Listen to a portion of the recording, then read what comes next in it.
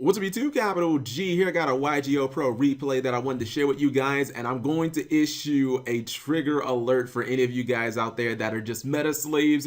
You probably gonna see some plays in this video where you're like, what the F is going on? Do these Kappas know how to play? So I'm just gonna tell you guys straight up, this is definitely not a meta tier duel. Obviously you see Gladiator Beast down here at the bottom, but it is an invoked version of Gladiator Beast, and then you've got the heavy metal support ABC at the top. And I often refer to games like this as cute Yu-Gi-Oh, because I watch them and I'm like, oh, that's so cute, he's playing Lightning Vortex, when Regeki is just a better card in, you know, almost every sense of the word. Or it's so cute that he's playing defensive tactics instead of playing Waboku, when Waboku is chainable and you don't have to have a DB, and it's generally just considered to be a better card. But sometimes when I look at duels like this, it reminds me of like the older, simpler days when like you first started the game and everybody was bad, and it just kind of reminds me of like the innocence of Yu-Gi-Oh. Makes me feel like a kid again. So anyways, I'm gonna roll this. I have watched this duel. It's a it's thoroughly entertaining, guys, because of the fucking randomness of some of the plays. Oh, by the way, I forgot to tell you, ABC with Burden of the Mighty. That's spicy tech though. All right, so he's got the A Assault Core, I believe. Okay, he gets the Sea Crush Wyvern. You know what? Hold on. I did not know this. I did not know that Alistar actually triggers when it's flip face up. Like, I've never actually seen someone open up with a set Alistar. That is next level. Usually people just know. I had no idea that Alistar even worked when it was flip face up, but you learn something new every day. So he's going to search for a GB. I think he's going to Respite. It's been a long time since people have played Respite.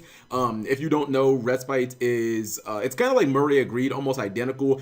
Some GB players used to play it because you could quest it back to your hand, and, you know, you could use it to kind of just thin through your deck. He summons the Gladiator Beast quest, but doesn't do much of anything. He doesn't attack because the Burden of the Mighty, or the Burden of the Mighty is locking him down. Now this guy does attack. He gets the defensive tactics. You see he can summon ABC. He brings out Augustus and then goes Bestiary from his hand. I didn't even know people ran Augustus, but you know, whatever, it's fine. Goes for the ABC Buster Dragon. He does not banish the Gladiator Beast, which I thought was kind of strange, because usually you don't want your opponent to have a GB on field, because there's always that chance that they'll like set the Bestiary and then contact fuse, and then you're kind of like SOL, but whatever. You know what I mean? He's like, yo, I'm a risk taker. So he does go in for the invocation. Then he is going to contact, goes for Gryzaris. He's going to try and pop the Union Hanger and the heavy metal. He doesn't go in the battle phase. He doesn't attack. Obviously, like, you guys probably thought it was a joke when he had that Burden of the Mighty, but look how much work it's doing. Like, he's not able to attack. He's not able to get over the ABC Buster Dragon. Has still not used ABC Buster Dragon's effect, which again is just strange. He is going to actually try and banish, which immediately gets blasted by Merkaba, but it's okay because he has another ABC, so it's like he has a backup plan. He then changed the defensive tactics. For some reason, I think he didn't know what defensive tactics does, because he still actually attacked, and defensive tactics is essentially a Waboku. So even if you attack, there will be no battle damage. And you know, it's looking interesting. He got the top deck of top decks. I tell you what, top deck in the Test Tiger, goes for Bestie. What the?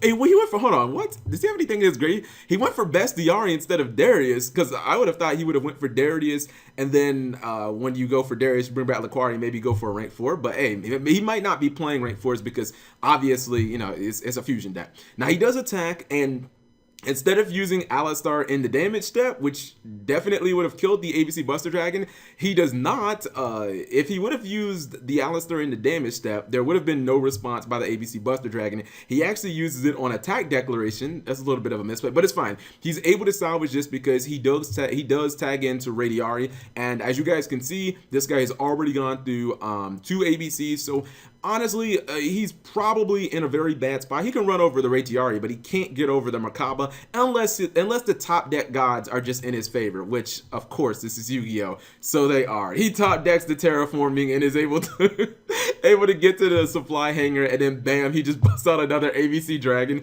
Once I saw that, I was like, wow, the Yu-Gi-Oh gods really want this ABC guy to win. But you know, maybe the Yu-Gi-Oh gods will be with the side of will be on the side of the Gladiator Beast guy as well.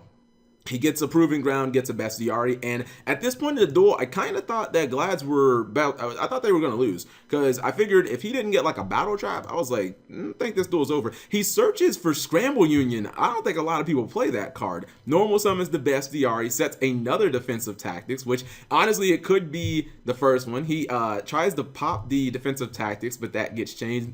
If you guys don't know, defensive tactics actually goes back into your deck. I guess that's the one benefit it has over Waboku. So he is going to actually go Gryzaris. He's going to try and pop the supply hanger and the ABC Buster Dragon. Now the good thing is, if I'm not mistaken, he's gone through all of his ABC Buster Dragons. So I mean, even if the ABC Buster, like even if the ABC player still has a lot of resources, if you can get them to go through all their ABC Buster Dragons, you're going to be in a pretty good spot. So you see right here, he goes double Darius, goes 101.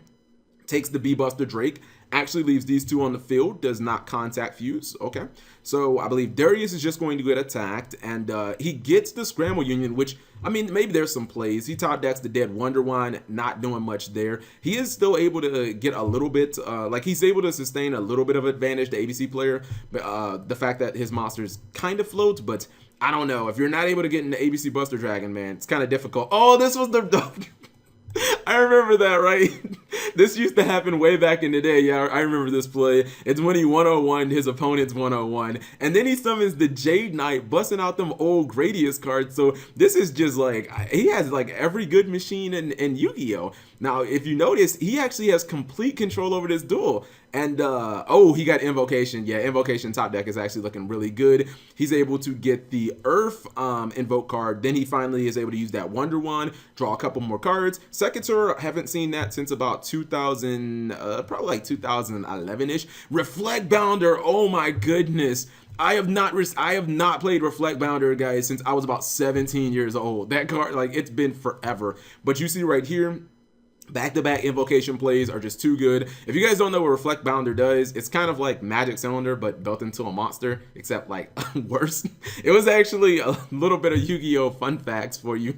Reflect Bounder was actually limited to one when it first came out, and he doesn't get to his Regeki, unfortunately. He plays Lightning Vortex and Regeki, but ultimately he succumbs to this really, really big field. He had a Galaxy Cyclone that was obviously dead, and then the B-Buster Drake, it didn't matter. Like, not only was he out of ABC Buster Dragons, but I mean, this field was looking really big, and he could have probably normal summoned the Alistar, or he could have normal summoned Relio, and he could have contact Fuse. So, you know, just a very interesting duel between definitely not meta decks. I want to call them lower tier decks, maybe like tier 4-ish, somewhere around. I wouldn't call these tier 3, maybe like tier 4-ish. So anyways, I hope you guys enjoyed this type of duel. I'll probably have these type of duels, I don't know, maybe once every couple of weeks or something like that. If you guys did, please leave in the comment section below however you felt about this duel. Thank you guys for watching. As always, subscribe if you have not already.